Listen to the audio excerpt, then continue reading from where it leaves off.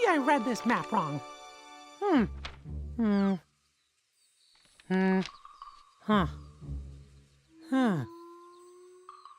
this is it.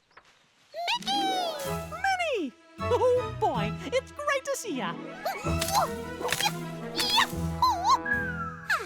It's wonderful to see you too.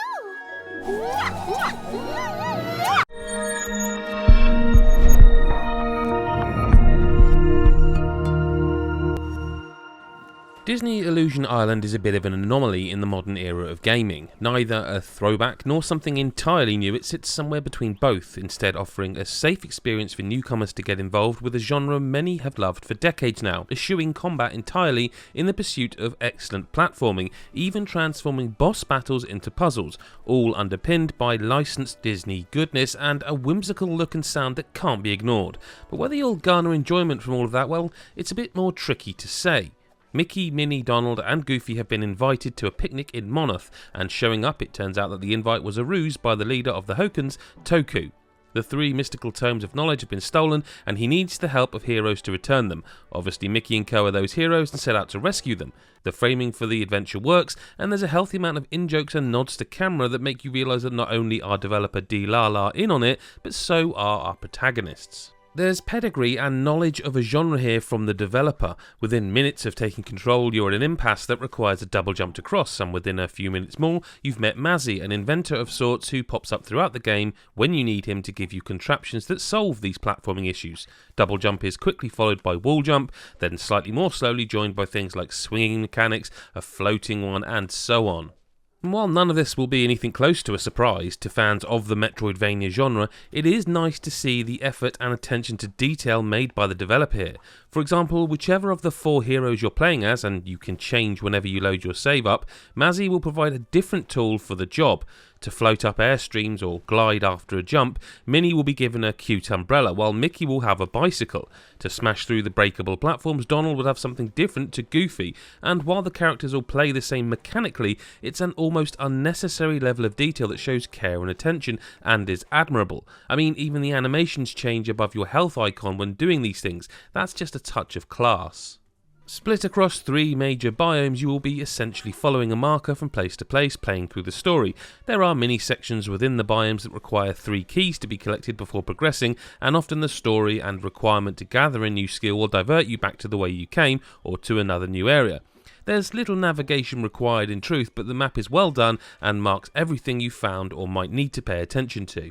Littered throughout the world are clusters of glowing orbs in packs of 3, which every few hundred will unlock part of a picture that ultimately will reward you with a new Heart of Health. There's hidden Mickey collectibles and other items that celebrate all manner of Disney memories, past and present. And if you're one of those people who can't leave an area without getting everything in sight, you're going to need a good 7 to 10 hours to get everything, especially with new abilities unlocking access to places and areas that you've previously explored. The charm of Disney is present in every frame of animation too. Donald looks positively fantastic when he angrily flaps his extra feathers to float, while Goofy's food-related movement tech is fantastic throughout.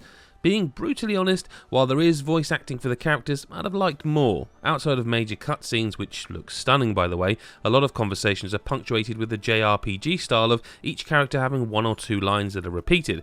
That said, I'm never going to tire of Goofy saying "Gorsh" just because, and it's nice that all heroes are included in all scenes, even if you're playing solo.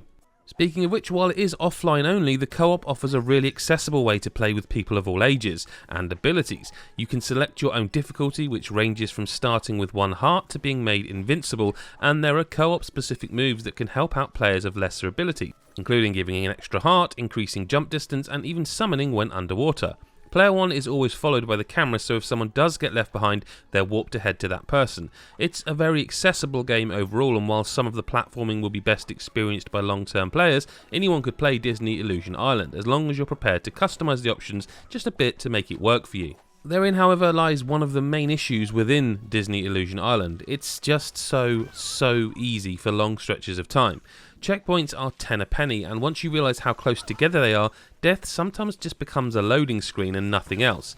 In fact, I can see experienced players getting close to death and noting a checkpoint, only to purposefully die to respawn fully healed ahead of a new section. Collectibles count even if you perish too, so there is really no penalty for expiring here. There are health pools as well, though they just seem pointless early on, as it's not until at least 3 to 4 hours in that it starts to get more difficult. The complete lack of combat is an interesting choice, but most enemies feel superfluous and are better described as obstacles than foes. It's not that I wanted combat so much, it's just that without it, and relying purely on traversal, Disney Illusion Island feels a little light in terms of feedback. Later enemies will spit or charge at you and are harder to avoid, but not that hard, and it's only when D-Lala multiplies the enemies on screen to push you it feels like the enemies really matter. In many ways, it feels like Ori and the Blind Forest, but without the combat, which is neither good nor bad in this respect. But as the hours played out, I did find myself slightly wishing for more. The new ideas are only new if you haven't played a game like this before, or perhaps for a very long time, and the longer I played, the more I wondered if I was actually the targeted audience, which is completely fine too.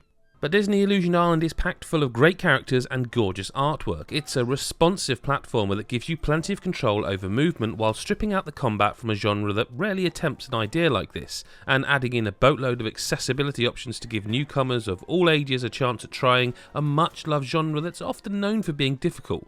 While it's not entirely successful at every single idea it tries, it really is a lovely time that will have you smiling as you play it, which is why I'm giving it an 8 out of 10.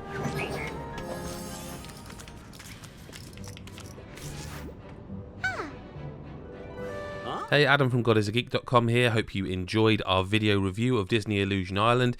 A really lovely game that I spent a lot of time playing as Donald. Who will you be playing though? Let us know in the comments, and let us know if you're looking forward to this game. Do subscribe and hit the bell button, and don't forget to do that so you're notified of every new piece of content that we publish on the channel. Make sure you head over to patreon.com/godisageek to find out what we're up to over there, and thank you for watching. We will see you in the next video. Bye bye.